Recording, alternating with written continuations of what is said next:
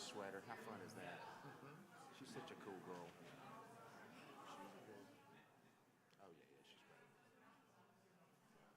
She'll make Leslie jealous today.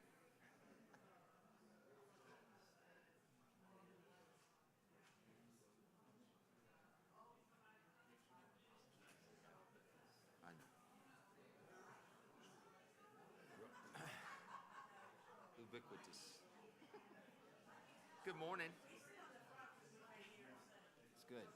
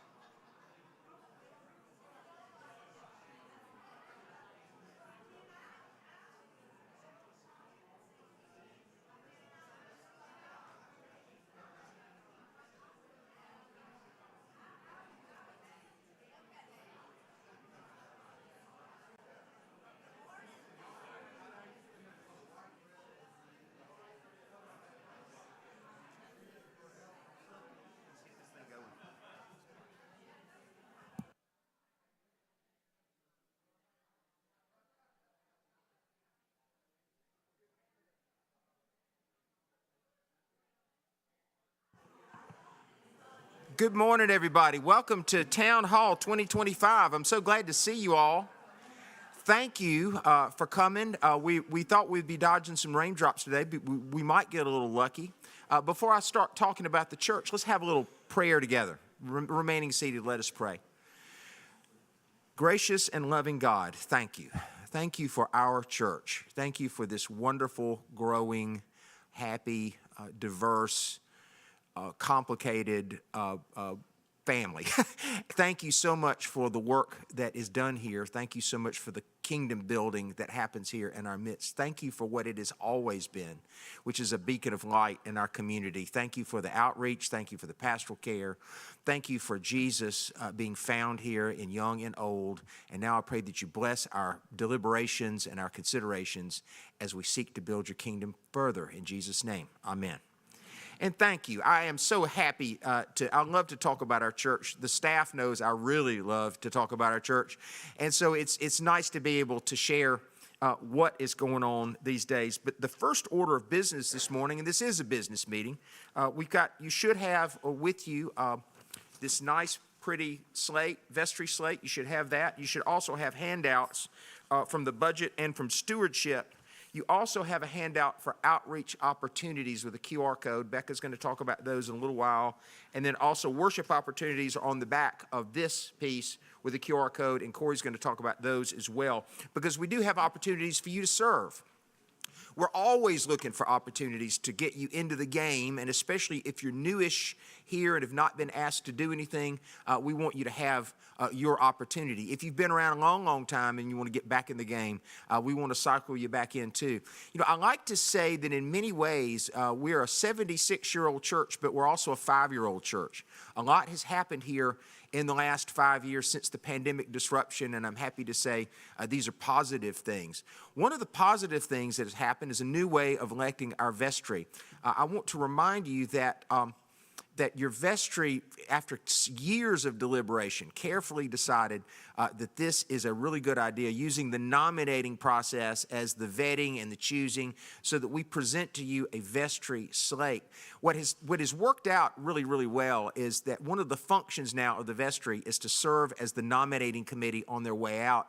And they are charged with making sure that all the services, all the corners of the congregation are covered with vestry representation. It's hard to do that with just a random election. It's hard to get 5 out of 10 and make sure that everything is covered. We also have an eye towards gifts and skill sets. A lot of talk goes into what can we use people to do? What are their gifts? What are their callings? So you have before you a vestry slate.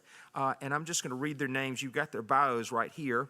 But Sims Crawford, Cindy Duty, Virginia Jones, Adrian Lovell, Bill Rodriguez, with Walton Cobb as the clerk. Do I hear a motion that we close the nominating process with this slate? Warren, it's motion and second. It's been closed. So we've now closed the nominating process. By show of hands, do I ask that we approve this vestry slate? Hey, they made it. Great. Okay. So those of you who are on the list, we got a vestry meeting tomorrow at 6 o'clock, and love to see you. Now, you also have a couple of sheets. You've got a budget sheet, and I've got some highlights here that I want to go over with you so that you can understand, so that I can understand what I'm reading. Finances are always funny with me.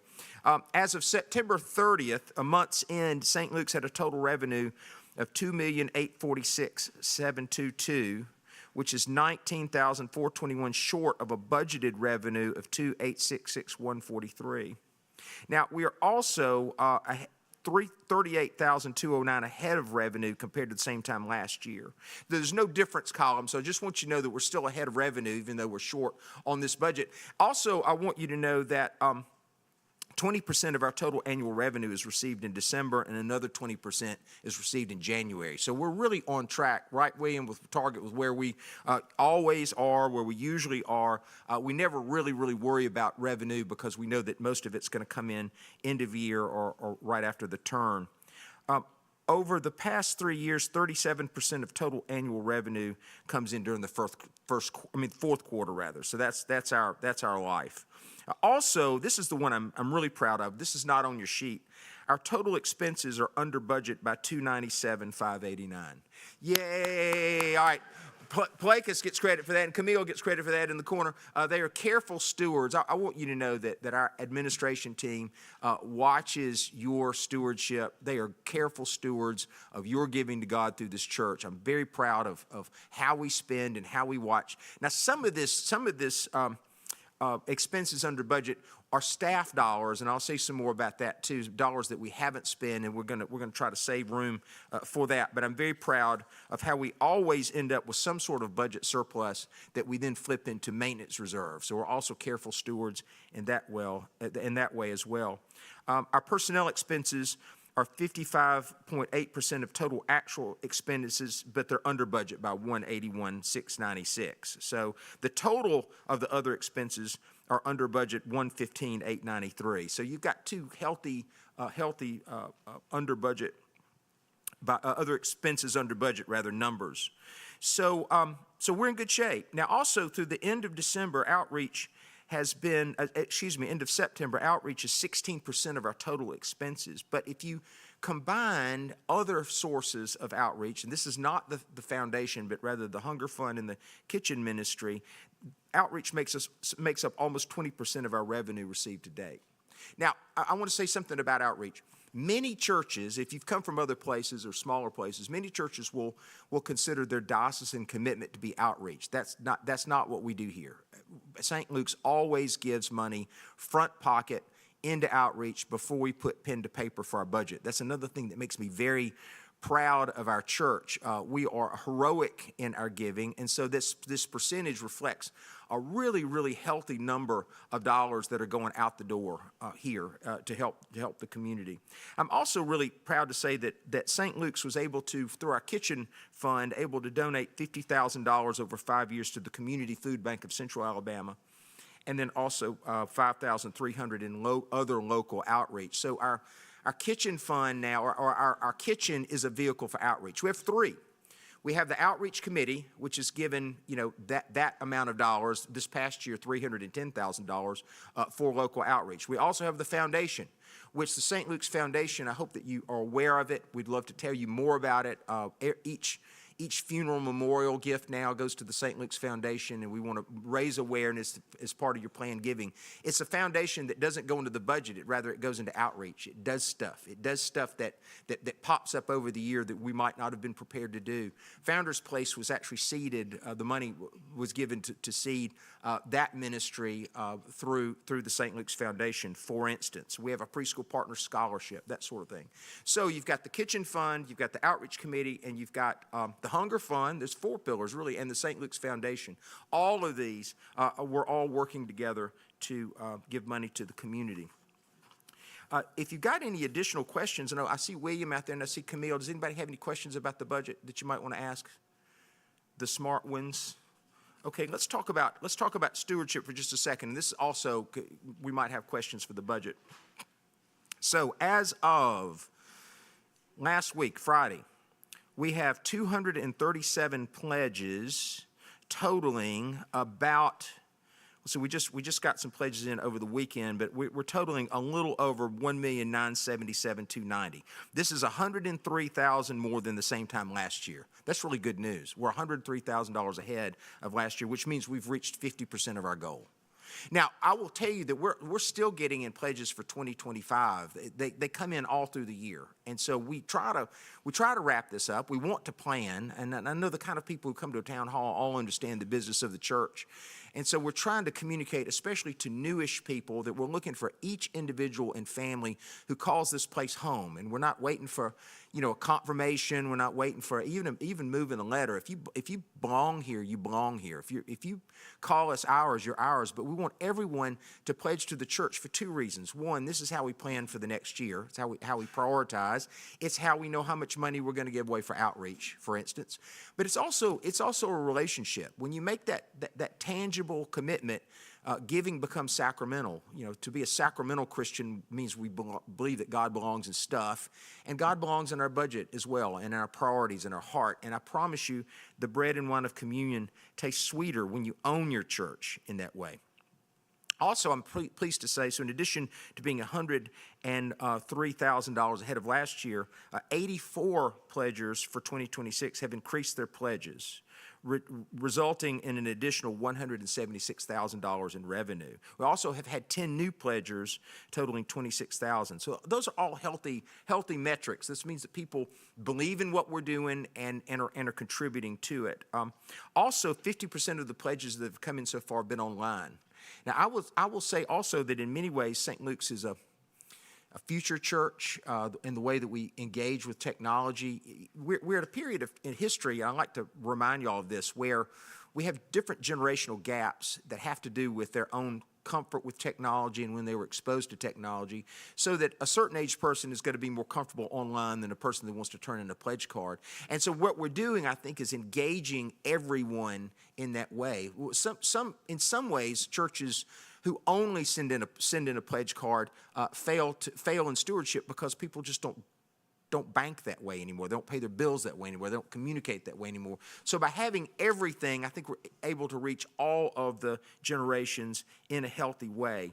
About 87% of our revenue comes from pledging, and then 12% from gifts, and 1% from the Sunday Loose Plate. So pledging is very important. Ann Todd's back there. She's doing a great job with helping us generate new pledges and with an eye towards finding newish people and getting them in the game. So if you've got any questions, you can ask her too. But I feel like we're in a good spot. I will say, generally speaking, and this is just watching all these smart financial people from the cheap seats. We always make our goal, we reach our goal, but we need to have a healthier number of people who actually pledge. I mean, it's enough to get there. A lot of people will give, but they don't commit in the form of a pledge, and I think a healthier church has a higher pledging number. All that said, 52% of people pledged last year to the budget. The average, if I recall what I hear from my buddies, the average number is around 30% in a church pledging. So we're better, but I think the goal, or I think a really healthy stretch prayer would be 75% of our people pledging and owning the church in that way, engaging. Because once you pledge, then you start to serve, which we're going to talk about in just a second. Once you pledge, then you get active.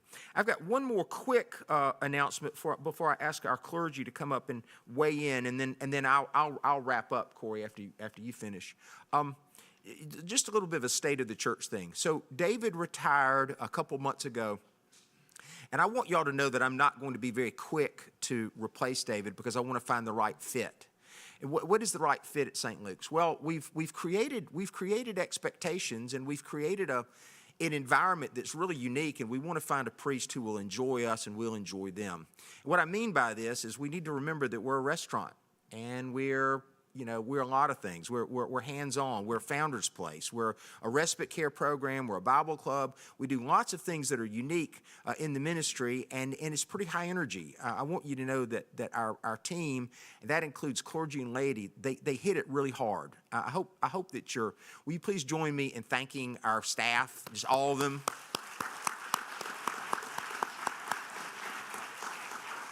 Thank you, Sarah. You got a standing up.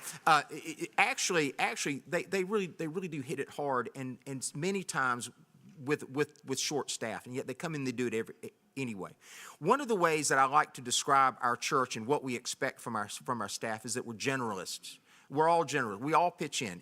Everybody, you're going to see everybody on staff either in the kitchen or directing somebody to the nursery or helping with little ones or giving a devotion at Founder's Place or whatever those things are, so that a smaller church might only need clergy to do one thing, one specialized thing, maybe only do worship, that sort of thing. Maybe just go to the hospital. We've added a whole array of things to that because this church, I think, is responsive to your needs and my needs as well. And I think I can say I agree with you. This church is just a part of our lives. It's just an everyday part of our lives. So it takes a special kind of clergy person, I would say high energy, but also willing to do anything. anything, right? Also, it's places like a Greek restaurant. You might work the cash register one night, you might wash dishes the next, and you might be stirring the pot.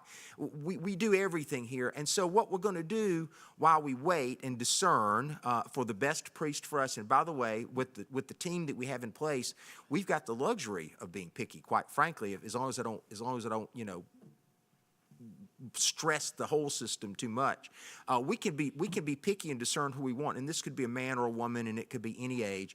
We're looking for the right person that fits our church. So I just want you to know that. In the meantime, we have a whole bevy of retired clergy. We have a wonderful deacon in the back, Katie, and Stevie McWhirter's back there. Rusty Goldsmith's back. It helps us out. Russ Levinson helps us out, and Randy Sellers helps us out. So we got a lot of clergy around to help that clergy coverage that we need. Also, I want you to know that Sandy Porter has done really great work in pastoral care. She's been there for many of you, and she's just been an ace. So I will say that honestly, with the fact that we may be a little shy on full-time staff compared to what we have been, I don't have any worries. I think the church is covered. I think we're taken care of, and I'd rather wait for the next right fit. Okay, that's just all I really need to say about that. One other thing I'll add is the organ is coming Tuesday. It's about to get real. Now this is exciting. I go kind of in and out on this. I don't think I really appreciate how historic this really is because I've sort of forgotten about it. It takes so long for this process. It takes years and years and years to vet the right one. Tim Callahan led us through that process, and then we found an organ company, and then they build it.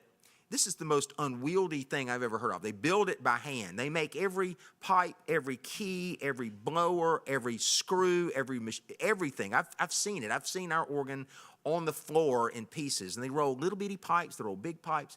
They make wooden pipes. And then they put it all together. And then Jamie plays it. And then they take it all apart. And then they ship it down here in pieces to put it all together again. And so when they put it all together, that's going to take about a month. So next Sunday, we'll have worship in the nave. Just don't look at the balcony because it'll be all ugly and construction-y. Just don't look back. And then we're going to have to be down here for about a month because there are going to be pipes laid out everywhere. Now, I will tell you, this came in over the weekend. This is pretty sweet. So you remember everybody remembers the Holt Camp organ. It was disassembled, and the pipes were given to a church, a Roseville Lutheran church in Roseville, Minnesota. And they were lovely people. They came down here and lovingly took apart our organ. It was almost like it was solemn. It was almost like taking care of a loved one, if you will. Well, we got a piece of music. They commissioned a piece of music thanking St. Luke's for the pipes of the organ. And the Lutheran church up there has a big a cappella tradition that a lot of Lutherans sing. And so I can't wait to hear it performed. But Jamie and Philip are going to start practicing next week. And I'll be sure you all know when we perform this piece given in thanksgiving for St. Luke's and our friends in Roseville Lutheran Church. And they watch us all the time online, and they thank me for the sermon. It's really cool to have new friends in this way. Hey, this winter, let's all go up to Minnesota and see our buddies. Okay. Okay, so yeah, the organ's about to get real. Will it be ready for Christmas Eve? Maybe some of it, maybe. I will tell you that this has taken longer than we thought that it would. It's coming from Canada, so there are those problems and just supply chain kind of stuff. You know, if it's ready, if some of it's ready to play for Christmas Eve, great. But again, we're just going to get it. We're going to do it right. And then once it's done right, we'll have a grand concert and something history-making with that as well. I'm going to pause here for a minute and give the mic to our clergy team, starting with Becca, because she's got some stuff that she wants to tell you, and maybe some opportunities for you.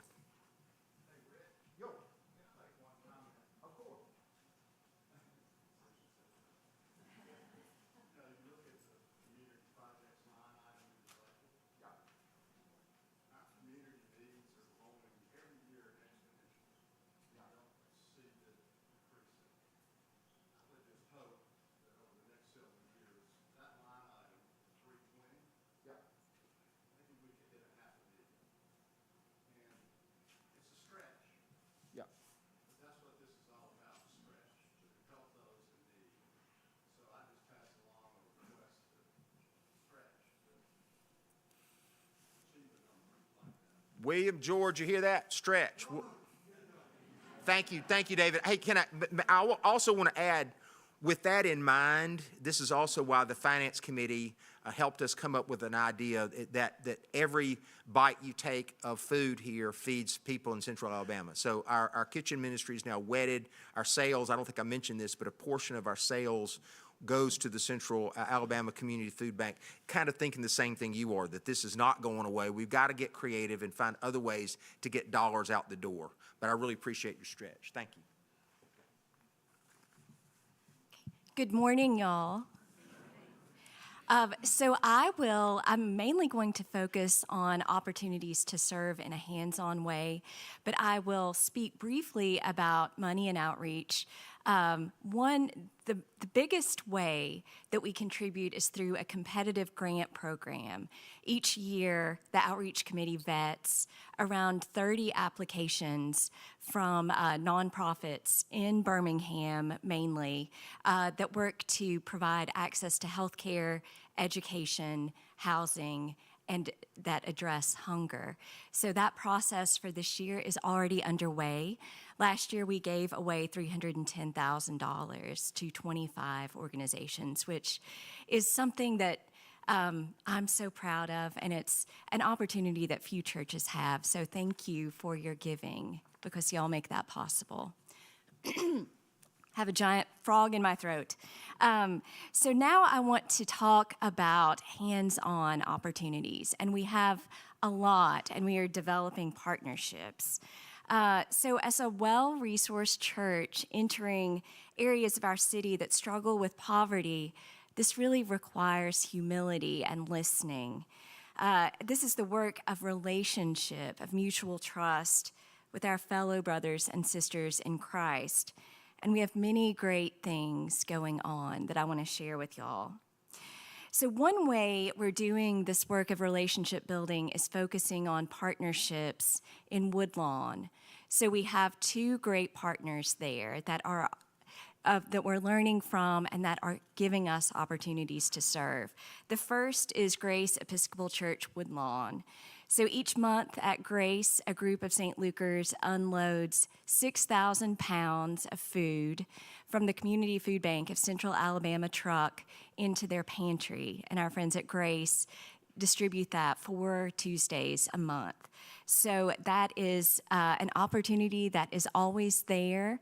Joe Gribben Sr. is our lay leader on that, so you can reach out to him if you're interested. It's a lot of fun. It's one of my favorite days of the month. So another exciting thing on the horizon with Grace is the creation of a respite ministry in the model of Founder's Place. This is very much in the planning stages, but we're really interested in taking the joyful model we have with Founder's Place into the community of Woodlawn. So stay tuned for that. Our other community partner in Woodlawn is I3 Academy, which you'll hear a lot about. We have growing opportunities there. We are supporting their food pantry with volunteer opportunities most every week, and that is something you can talk to me about. And those opportunities are going to grow. Another thing with I3 is the creation of a golf team. This was by the request of head of schools, Dr. Martin Knowles. Henry, there we go.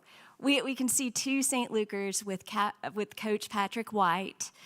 This was a few weeks ago. We delivered loads of golf equipment, and this is primarily the work of Rich's men's Bible study on Wednesday morning.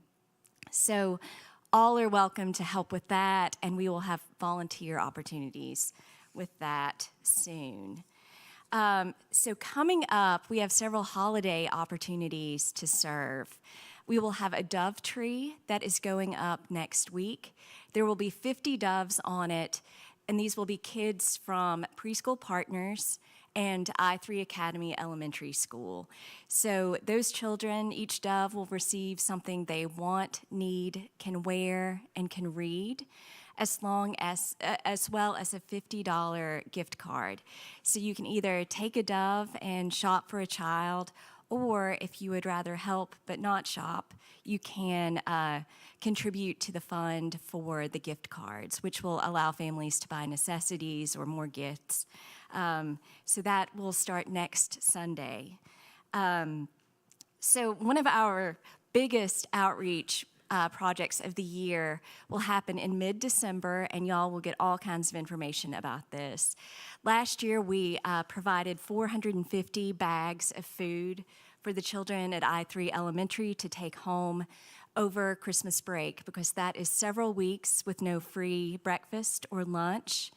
And so this is a great need for many of the children in our community who are food insecure. So we did 450 last year.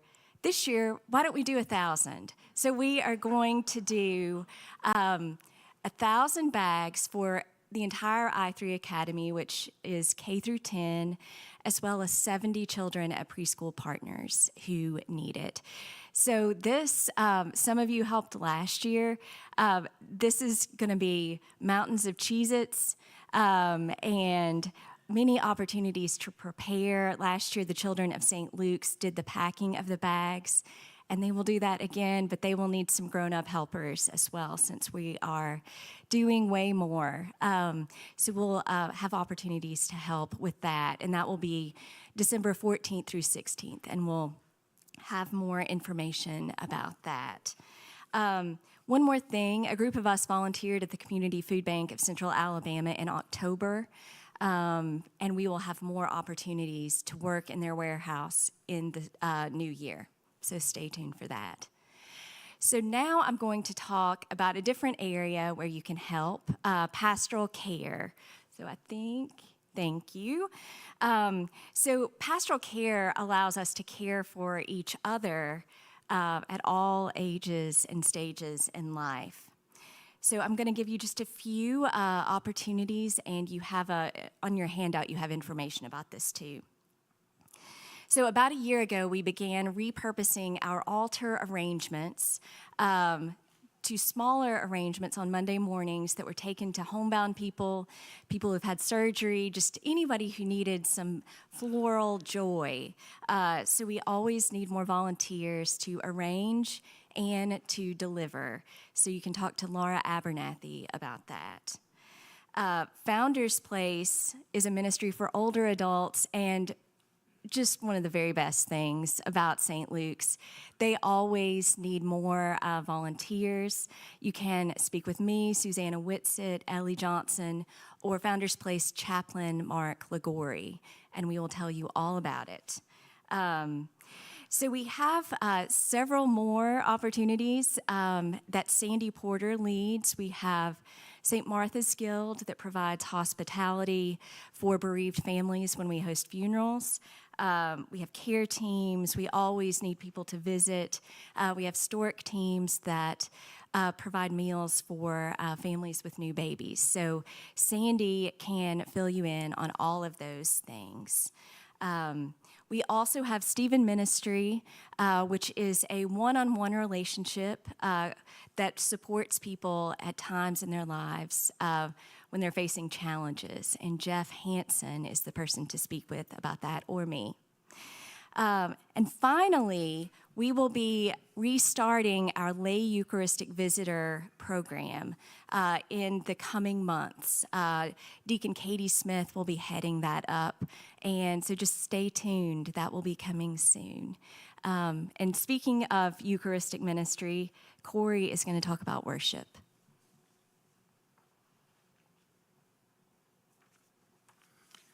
Yes. Good morning, y'all. I help gather folks and coordinate worship. And so real quick, because I know you've been sitting here for a minute, let's enter into a spiritual practice real quick, okay? Everybody give me your best good morning, Corey. Good morning, everyone. Good morning, Corey. Fantastic. How about a big smile? Excellent. Everybody put your hands together here. Extend your right hand. Extend it again. You've just finished 50% of usher training. And we have cameras to see who you are. So thank you from your clergy. Thank you so much. No, we have lots of different ways for you to be involved as lay ministers here. One of them is the ushers, because we don't have greeting teams anymore because we're all one big greeting team. It's everybody's job. This place is so friendly and everyone is a greeter, but we do have ushers because they're kind of the first face that you see. And so they'll greet you and they'll give you your bulletin. They'll help you find a seat. You know, they'll tell you which way to go for whatever it is you may need. So our ushers are a very important lay ministry that we have, and we'd love for you to be a part of that. Lay Eucharistic ministers, which LIMS is a much easier way to say that, they help administer the wine during communion. And so you'll pair up with the priest and you'll be here if it's at 9 o'clock, or you'll be in the chapel, or you'll be at the rail. We'll teach you how to do that. I have a very brief training. The physical fitness portion has been done away with. So it's very simple. I'll train you in that, and then we'll put you on board. And we have a system to where if you can or can't make it, you just say that, and it'll fill in for you. People will volunteer for you. So we couldn't make it easier for you to be a part of that ministry as well. And it's super important. And, you know, if you feel a call to serve in that special way, let me know, and we can get you trained and on part of that team. We have lectors also. They read the lesson. So after we ask you to sit down in the service, a lector will come forward and read the lesson. We send it to you ahead of time, so if there are any funny words in there, you get to figure them out so you're not doing it in front of everyone. It's in English and everything. So if you'd like to be a lector, we'd love to have you read during the church service with us. That's an important ministry where you get to serve as well. Acolyte leaders. So we have acolyte teams here, and they're all named after baseball teams. And the idea was, you know, some of these parents used to coach and they haven't done it in a while, or maybe don't get to do it anymore. So you get to coach up your acolyte team. And it's funny because when we have younger teams, you know, we say they're just out of spring training, and so they need a lot of help and guidance, right? And so the acolyte leaders will help gather them. Sometimes we have 4 acolytes, sometimes we have 14 acolytes. So we have to give everybody a job and make sure they know where they're going. We have youth who are servers now, which kind of help us set the table. And then we even have youth help limb and help with the chalice at the service. And so lots of different roles for our young people. And it's important that our folks help lead them and guide them and teach them to be a part of the church. So very important ministry that we have in our acolyte teams.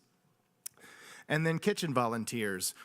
If you don't have enough of being told what to do, when to do it, and where to go to do it, boy, the kitchen ministry is for you. No, they have a ball in there, y'all, and everyone's got a food handler's license, and so it's a legitimate. We have a very good kitchen ministry that packs meals, that helps prepare meals. They have a lot of fun back there, and you know it's great work that builds into something even bigger. Like Rich was telling you, with all the food that we eat helps to go serve other people. So all of those are some ways that you can be involved as lay ministers in the church, and they're super helpful for us clergy, and we're just grateful for all of you who are already doing this and welcome you to join it if you are not already. So you can shoot me an email or give me a call, and we'll get you all set up. Thanks, y'all. Thank you both. That's great.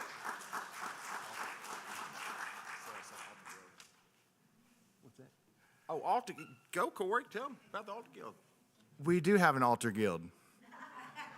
We would love for you to be a part of it. So we have altar guild teams, and they rotate Sundays, right? And so if you're interested in helping make sure that everything is set so that worship is ready and we can go in and have worship upstairs, downstairs, outside, whatever it may be, our altar guild is fantastic and make sure that everything is set and everything is ready, and we communicate to make sure those things are ready ahead of time, and so that everything is ready to go whenever we have a worship service. So you could let me know if you want to be a part of that too. Thank you, Sarah.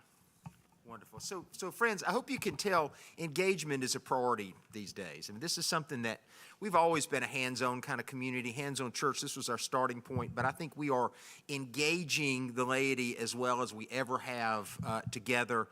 This is what makes our church so fun and special to so many of us. And we're open for new people. That's another thing that makes me really happy. I'm really energized by hearing our clergy talk about the ways that we can get involved. I want to just wrap up with just a couple of thoughts. First of all, don't want you to forget that there's a store in the small dining room. We have a dream of perhaps that becoming kind of a retail space with St. Luke's swag and things. There's some great new T-shirts, some great new cups. Also, the Founder's Place has a store back there with Christmas cards and also general cards, good-looking kitchen towels, just stuff that supports their ministry as well. If you didn't bring cash today, you could do a QR code and purchase those items. And we do have coming now. I hadn't seen them yet, but I've ordered them. Needlepoint Christmas ornaments with our St. Luke steeple, which will be great. So some of you have seen this company from stores that'll do like key fobs, the needlepoint key fobs and belts and stuff. We've got a St. Luke's key fob coming and a Christmas ornament, I hope. So we'll see. No, they should be here, just like the organ will be here next week. So we'll let you know when we get those in. In the meantime, we've got some great T-shirts and cups and things to have your little St. Luke's mementos while you're there. Now, one thing I did not mention, and I just want this to be a part of this report. I know this might seem silly any other place, but Bible Club. I want y'all to be aware that on Wednesday afternoons from 3 o'clock, or whenever they can get here after school, from 3 o'clock to about 4:15, 70 to 80 children come to our church for Bible Club. Most of them are St. Lukers. Some of them are not St. Lukers. 70 to 80 children sit in the Youth Commons area, and we all have a shared Bible with the same page numbers. We learn how to find chapter, verse. We learn Old Testament, New Testament. We learn the stories behind the story. We learn to connect the dots, and it is absolute magic. We play. We give them expired Halloween candy. I mean, what else do you do? You know, we have highlighters and pens. We write.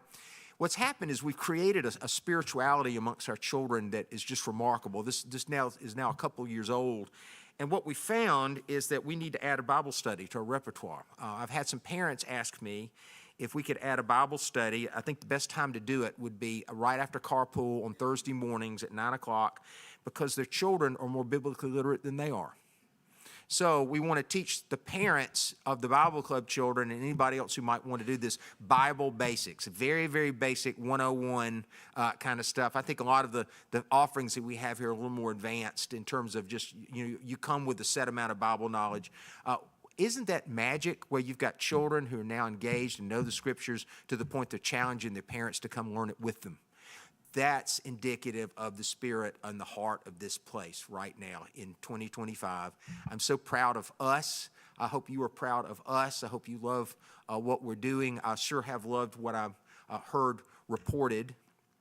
And now, with a prayer, we can have some fun and shop and eat and go upstairs. By the way, after the 10 o'clock service, we've got lunch.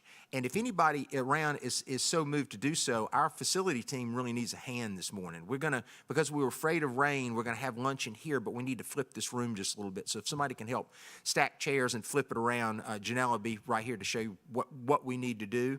So we need to flip the room, buy a T-shirt, go to church, and eat one of Jimmy's hot dogs. Do you know about the hot dog? Do y'all know about the hot dog? Hey, Jimmy's uncle had a hot dog stand called Mr. Hot Dog on 19th Street in Bessemer, Alabama, across from the Bright Star. Another culinary Bessemer delight. I'm pretty sure I bought a hot dog from Jimmy in 1977. It's one of the great Birmingham hot dogs. He actually made the sauce this weekend under lock and key. I told him there's a security camera. He said he turned it off. So there we go. Let's have a prayer. Gracious and loving God, thank you. Thank you so much for this gathering of family. Thank you for what has been reported. Thank you for what will be done in your name. In Jesus' name, amen. Thanks, everybody. Yay, us.